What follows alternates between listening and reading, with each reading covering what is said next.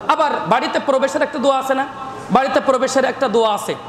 প্রথমে সর্বপ্রথম আমাদেরকে জানতে হবে যে বাড়িতে যে আমরা প্রবেশ করি তার কিছু নিয়ম কানুনও আছে।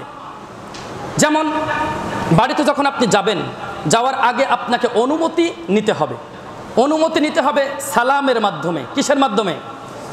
প্রথমে সালাম দিলেন একবার সালাম দেওয়ার পরে আপনি যখন দেখছেন যে উত্তর আসে নাই, দ্বিতীয়বার সালাম দিবেন।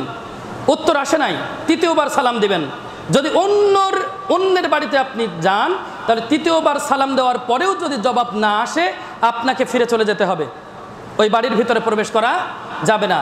আর যদি নিজের বাড়ি হয় তাহলে আপনি কি করবেন? আপনি অনুমতি নেবেন যতক্ষণ না পর্যন্ত আপনার অনুমতি দিচ্ছে। আপনি অনুমতি নেবেন যতক্ষণ না পর্যন্ত আপনার কি করছে, অনুমতি দিচ্ছে। আপনি অনুমতি নিতে পারবেন না, তো আপনি তিনবার বলে কোথায় যাবেন? আপনি কি অন্য কোথায় চলে যাবেন নাকি? না তো, আপনার বাসা তো সেটা।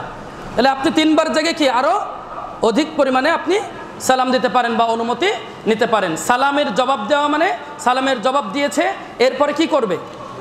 অনুমতি। এবার যখন আপনি বাড়িতে ঢুকছেন বিসমিল্লাহ বলে আপনি কি করবেন? বাড়িতে প্রবেশ করবেন। কি বলে বলেন তো সবাই? বিসমিল্লাহ। আগে কি বললাম? সালাম। আগে কি? সবাই কথা বলেন। সালাম। আগে কি? সালাম। তারপরে কি? বিসমিল্লাহ বলে এবার ঘরের ভিতরে প্রবেশ করবেন।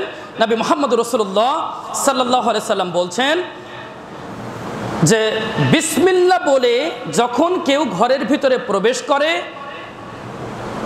সাথে সাথে শয়তানকে এই বিসমিল্লাহর বদৌলতে বন্দী করে দেওয়া হয়।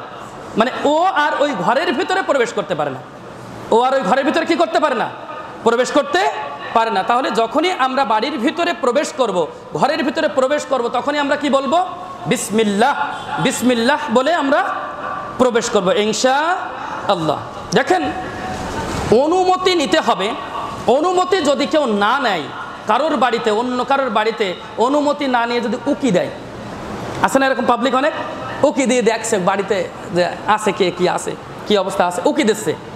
রাসূল সাল্লাল্লাহু আলাইহি ওয়াসাল্লাম বলছেন ওই ব্যক্তিকে যদি পাথর দিয়ে চোখে মারা হয়, চোখ যদি অন্ধ করে দেওয়া হয়, তাও এই ব্যক্তির কোনো দোষ নেই।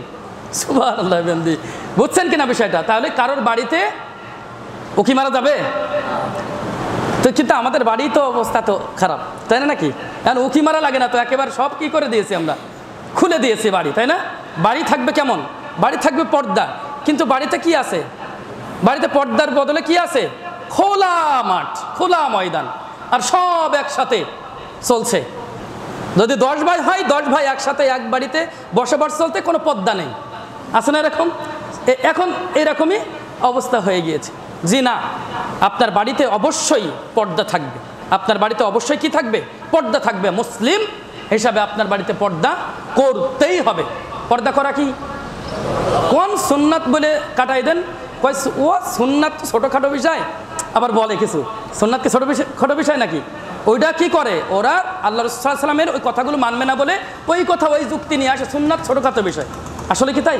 যা রাসূল সাল্লাল্লাহু আলাইহি ওয়াসাল্লাম দিয়েছেন, করেছেন, ওটা কি ছোটোখাটো বিষয় হতে পারে? না। তাহলে বাড়িতে পর্দা করা কি ফরজ। নামাজ, রোজা, হজ, যাকাত যেমন ফরজ, বাড়িতে পর্দা করাও তেমন ফরজ। আপনি দেখবেন সূরা নূর 27, 28 এবং 61 নম্বর আয়াতে অনুমতি গ্রহণ করার কথা বলা হচ্ছে। এবং পর্দার বিষয়ে তো আমরা জানি যে বহু আয়াত এবং হাদিস দ্বারা আল্লাহ রাসূল সাল্লাল্লাহু আলাইহি ওয়াসাল্লাম কি করেছেন? পর্দাকে ফরজ করে দিয়েছেন।